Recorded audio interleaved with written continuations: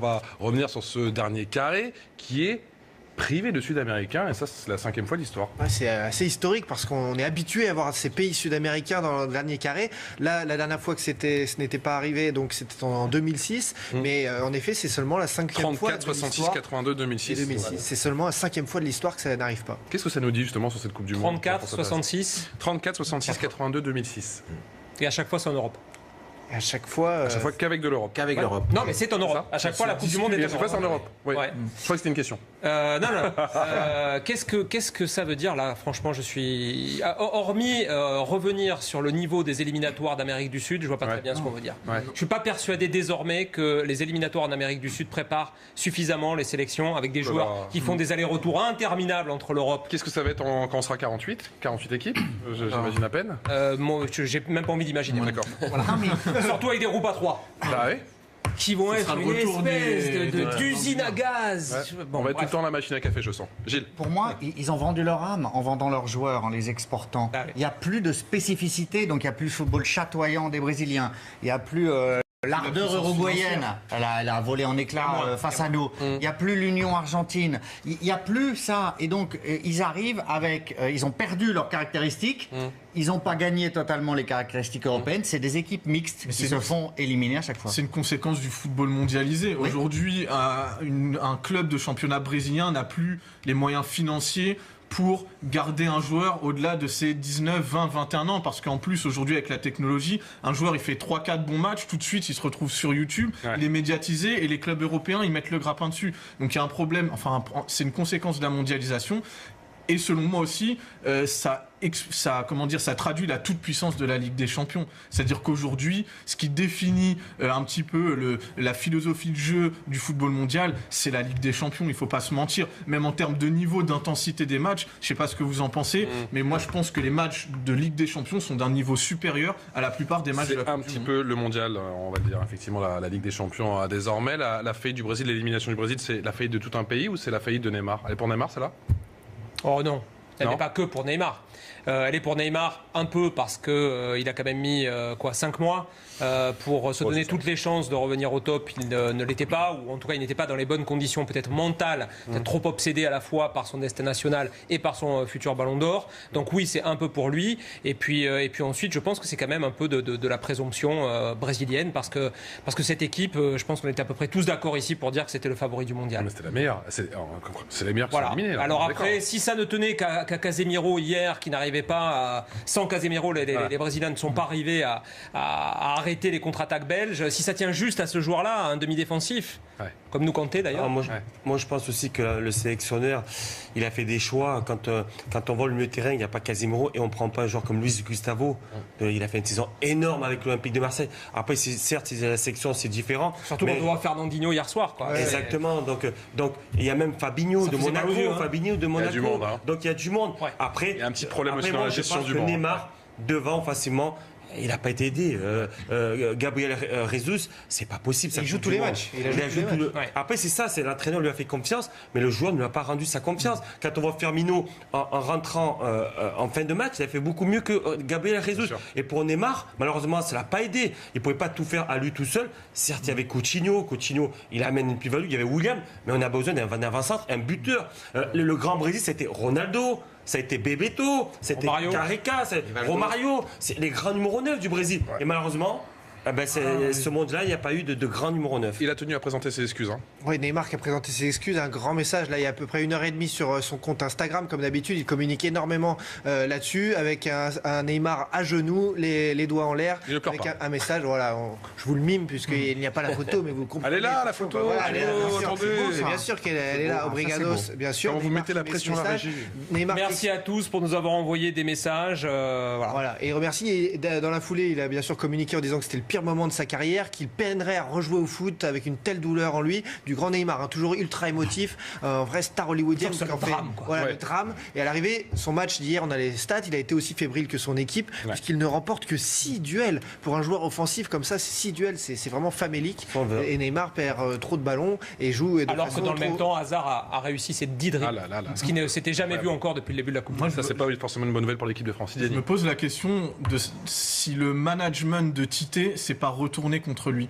Parce que si on prend par exemple Neymar et Gabriel Jesus, qui sont quand même les deux fers de lance offensifs de cette sélection, ils ont tous les deux eu des années compliquées par des blessures. Et malgré le fait qu'ils arrivent à cette compétition, il les remet quand même, malgré le fait qu'ils aient été blessés pour plusieurs semaines et plusieurs mois. Alors je me dis que peut-être que s'il avait fait un peu moins de sentimentalisme, de confiance, etc., on sait que son management est très basé sur l'humain, peut-être que s'il avait mis ça de côté, il aurait mis Firmino plus tôt, ou il aurait reposé Neymar, ou je ne sais pas. Donc je me dis qu'il y a peut-être aussi quelque chose à aller chercher de ce côté-là. La grande question que je me pose, c'est est-ce qu'ils auraient gagné le mondial sans Neymar? Mais ça, c'est encore un tout autre débat. Moi, je suis extrêmement surpris que vous soyez tous surpris. Parce que le Brésil, pour moi, n'était absolument pas favori. C'est une équipe qui est détruite. Quand même. Mais non, c'est une équipe qui est détruite mentalement. Psychologiquement. Mais oui, depuis 4 ans et qui n'est pas du tout reconstruite. C'est une équipe qui, dès qu'elle est menée. C'est baladé les éliminatoires. Il s'est baladé dans les éliminatoires. Dans la deuxième partie des éliminatoires. Maintenant, on sait que les éliminatoires n'étaient pas de très haut niveau. Non, mais ça a été pénible au début, exactement, leurs éliminatoires. C'est quand le nouveau sélectionneur arrive qui commence à caracoler en tête. Et vous voyez, la déroute sud-américaine globale montre que c'était pas d'un très haut niveau. Mais c'est une équipe qui, mentalement, dès qu'il y a une adversité, dès qu'elle est menée, s'effrite. Les leaders n'en sont pas. Il n'y a pas quelqu'un capable de rebooster cette équipe. Donc c'est normal que on attendait plus de certains. Non, voilà. pas moi. Ils sortent en quart, c'est déjà un miracle. Hein. On va écouter justement les précisions du sélectionneur, très déçu forcément, tout comme Neymar. Tite, écoutez. Tá muito difícil falar com vocês. Tá muito difícil falar com vocês. Sentimento fica amargo, fica pesado, tá muito difícil.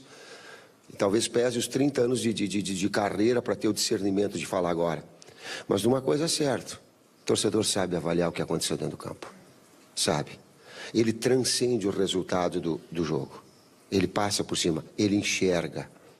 Je suis pas sûr que les supporters soient d'accord avec si lui. En plus ils se sont transcendés, c'est quand même inquiétant pour le niveau du football brésilien quand même. Hein. C'est pour ça que peut-être que pour nous les Français, si on était tombé face au Brésil en demi-finale, ça aurait été peut-être plus intéressant et beaucoup mieux, peut-être plus facile, parce que au vu de leur match face à la Belgique, mentalement, psychologiquement, je pense que pour les Français, peut-être, ça aurait été beaucoup mieux. On va revoir oui. On ne sait pas comment Neymar va se remettre de tout ça, en tout cas, parce que c'est devenu, Patrice, une expression. La risée du monde entier à cause de ce mondial, avec le Neymar Challenge qui a pris des proportions énormes. Même en Belgique, hier, pendant le match, dans la fan zone, les gens, en fait, quand tu cries faute, les gens s'écroulent et roulent par terre. Regardez. Ça y est, même aux entraînements, les jeunes, les enfants se mettent à faire ça dans les clubs de foot. C'est devenu viral, Et c'est devenu viral et c'est dans le monde entier. Je pense que c'est un manque de respect aussi par Neymar. J'ai vu des photos aussi où vraiment ils ont manqué de respect. Voilà. Je pense qu'il faut respecter Neymar. Il y a eu, moi j'ai vu une photo des Belges où ils sont sur une fontaine, on voit une statue qui dire voilà. Je pense qu'il ne faut pas manquer de respect à l'homme. Voilà, le joueur. C'est un chambreur aussi, Neymar. Oui, alors, mais les gens, on peut aller un petit peu tout ça, on en rigole, mais il faut respecter l'homme, il faut respecter le joueur, et c'est sa façon de jouer. Là, je pense qu'on est allé beaucoup trop loin, il y a eu un manque de respect à certains moments. Il y a beaucoup de procureurs, je vais me faire l'avocat de Neymar, c'est vrai qu'il subit beaucoup de fautes. Et une des missions de l'arbitre, c'est de veiller à la protection des créateurs contre les démolisseurs de services. C'est vrai que des fois, il en rajoute. On l'a vu. Je crois qu'il est resté 14 minutes à terre. Mais il est quand même souvent la victime de plusieurs fautes. Et ça, je trouve que c'est un vrai problème. C'est le joueur sur lequel le plus de fautes. Des fois, il y a un vrai. Et c'est bien d'avoir un ancien arbitre qui nous le dit. Voilà, parce que dans les stages, on disait protéger les créateurs. Protéger les créateurs. Parce que souvent, on tape sur Neymar, mais les personnes ne sont pas sur le terrain. Quand on subit une fois, 3 fois, 4 fois, 5 fois des coups, je peux vous dire, mettez-vous, il faut se mettre à sa place aussi. Moi, j'étais joueur, j'ai subi des coups. Donc, après, il faut le comprendre. Après, rajoute un peu, certes, il la rajoute un peu, mais c'est son jeu. Il a un jeu un peu provocateur. Des fois, il en fait un peu trop, je trouve. Oui, un petit côté hollywoodien, un petit peu. Oui. Mais l'époque est dure. Cette histoire de réaction. C'est drôle, les réseaux sociaux. Lui-même joue de ça pour son marketing avec la jeunesse. Là, il en subit. Je suis pas persuadé que ce soit très agréable d'être victime quand même de Il a de l'humour, Neymar, quand même. Vous le connaissez, il a de l'humour, donc il va le prendre. Je connais pas, j'ai pas cette honneur. On va faire preuve d'autodérision sur ce dossier ou pas. On va parler de France-Belgique. Vous le savez, c'est mardi soir. L'échéance va arriver très rapidement. On reprend la direction de Istra, bien sûr, avec l'un des envoyés spéciaux du groupe Canal, Philippe Carayon. J'imagine qu'en conférence de presse ce matin, on a beaucoup parlé de cette armada offensive belge, de ce trio magique De Bruyne, Lukaku. Hazard. Philippe Carayon est-il là ou pas? Il arrive. Oui, on est là, Philippe. Patrice. Bien sûr qu'on est là, toujours prêt pour vous servir avec force et honneur, bien entendu. On vous comprend, Philippe, avec ce panorama bien sûr qu'on est revenu. Ce panorama magnifique derrière vous. Oui, il y a été beaucoup de questions ce matin en conférence de presse de ce trio magique Hazard, Lukaku, De Bruyne. Hazard, Lukaku, De Bruyne, et puis Mertens.